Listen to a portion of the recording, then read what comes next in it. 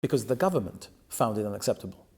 That is to say, when this was brought to my attention, I stopped it. And it wasn't brought to my attention by the Principal Auditor.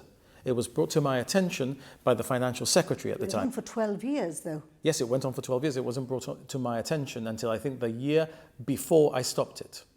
When it was brought to my attention, I stopped it. And indeed, I didn't just stop it in that department. As a result, one of the things you will have seen now happens in the estimates of expenditure is that overtime has been brought to zero in every department.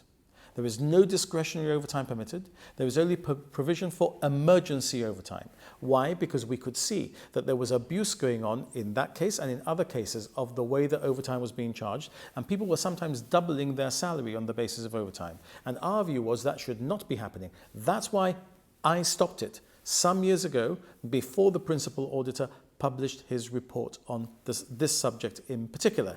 Now, if you look again at some of the things that are happening as a result of that, we have much better control of overtime, not perfect, because all overtime now has to be specifically approved, and we're trying to ensure that these things do not happen, because as the guardians of the public purse, we are as concerned that this should not happen. Well, the reality is that we're 5 years behind in terms of publishing reports, so we don't really know whether anything's changed or whether measures have been tightened. Yes, you do.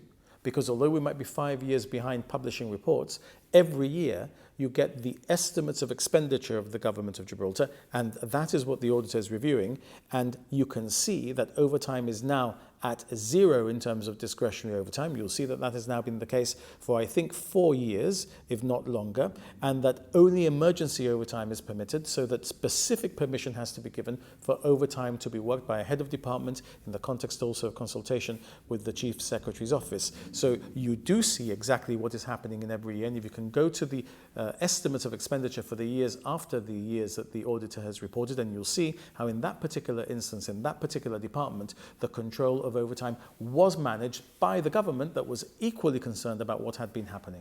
And as you say rightly, it's 12 years. That is to say, 6 years ago, in respect of the period which the Principal Auditor's report relates to, was only half of the time that had been going on. Most of the time, in fact, had been under the previous administration.